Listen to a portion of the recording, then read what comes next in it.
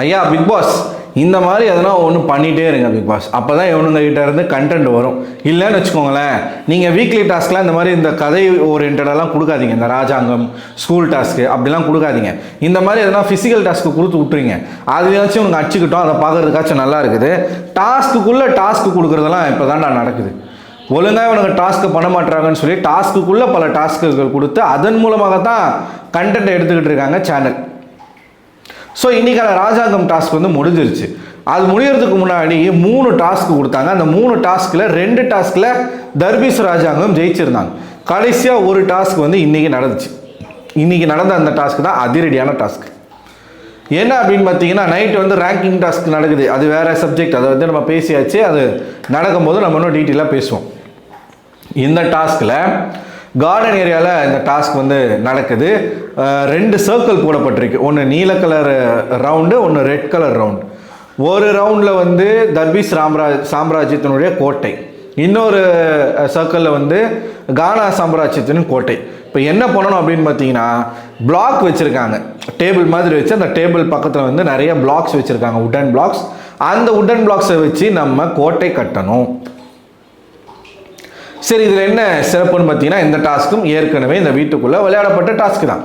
அந்த கோட்டையை கட்டணும். அப்படி கோட்டையை கட்டும் பொழுது அந்த கோட்டையை உடைக்கிறதுக்கு எதிரணியில இருந்து ஒரு 3 பேர் வந்து வரணும்.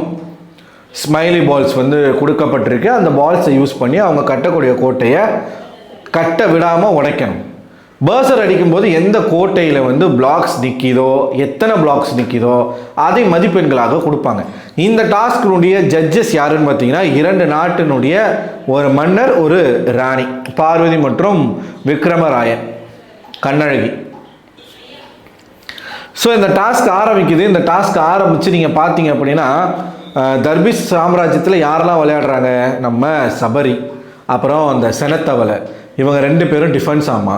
அதுக்கப்புறம் சுபிக்ஷாவும் ராஜமாதாவும் அவங்க தான் பிளாக்ஸ் அடுக்கிறாங்க. ஓகேவா? அந்த ஆப்போசிட் டீம் வந்து அடுக்கும் பொழுது பாலை வச்சு அதை உடைக்க வேண்டிய வேலை யாருதுன்னு பார்த்தீங்கன்னா, ஒன்று சபரி, இன்னொன்று சுபிக்ஷா, அதுக்கப்புறமா கனி. ஸோ டிஃபென்ஸ்க்கு 3 பேர், கட்டுறதுக்கு 2 பேர். புரிஞ்சுதா உங்களுக்கு? அதுக்கப்புறமா இந்த சைடு பார்த்தீங்கன்னா கமருதீன், கானா வினோத், நம்ம திவ்யா, அப்புறமா வந்து அமித் பார்கவ், இந்த 4 பேர் இங்கே விளையாடுறாங்க. இங்கே இருந்து ஆப்போசிட் டீம் வந்து கோட்டை கட்டும் பொழுது அதை உடைக்க வேண்டிய அந்த ஒரு டீமில் யார் இருக்காங்கன்னு பார்த்தீங்கன்னா, கமருதீன், கானா வினோத், அமித். ஸோ திவ்யா அவர்கள் இந்த சைடு பிளாக்கை வந்து கட்டுறாங்க. இந்த சைடு சுபிக்ஷா மற்றும் கனி அவர்கள் கட்டுறாங்க. சிறப்பாக விளையாண்டாங்க திவ்யா. இன்றைக்கி வந்து பயங்கரமான ஒரு ஆக்டிங்லாம் வேறு பண்ணாங்க. நம்ம திவ்யாவும் பிரஜினாவும் சேர்ந்து பயங்கரமான ஒரு ஆக்டிங் பண்ணாங்க. சூப்பராக இருந்துச்சு. இதான் நடிப்பு. இந்த வாட்டர் மெலன் இதெல்லாம் பார்த்து கற்றுக்கிட்டானா நல்லாயிருக்கும். அவன் வர வியானா வச்சு என்னமோ ட்ரை பண்ணணும்னு நினச்சா, வியானா வரல, கடைசி வரைக்கும் போயிட்டாங்க. டாஸ்க்கு முடிஞ்சதும் விடுறா ஆளை எப்பா அப்படின்னு ஓட்டாங்க வியானா. ஸோ இது நடக்குதுங்களா? இந்த டாஸ்க் வந்து ஜட்ஜஸ் வந்து 2 பேர். இதில் ரெட் லைனில் காலை வச்சு அடிக்கக்கூடாது. சர்க்கிளுக்கு உள்ளே போய் பால் எடுத்து அடிக்கக்கூடாது. சர்க்கிளுக்கு வெளியில் நின்று தான் பால் வச்சு அடிக்கணும். பஸர் அடிக்கும்போது பிளாக்ஸ் வந்து யாரும் பிடிச்சிருக்கக்கூடாது, கையெடுத்துடணும். ஸோ பஸர் அடித்த உடனே எத்தனை பிளாக்ஸ் வந்து நிற்கிதோ அத்தனை ஸ்கோர் அப்படிங்கிறது அவங்களுக்கு கிடைக்கும். ஏற்கனவே 2 டாஸ்கில் வின் பண்ணதுனால இந்த தர்பீஸ் சாம்ராஜ்யம் வந்து ரொம்ப கான்ஃபிடென்ட்டாக விளையாடுறாங்க. ஆனால் அந்த கான்ஃபிடென்ட்டே அவங்களுக்கு பெரிய ஆப்பாக மாறி போச்சு. இந்த டாஸ்கில் வின் பண்ணது யார் அப்படின்னு பார்த்தீங்கன்னா, கானா சாம்ராஜ்யம்.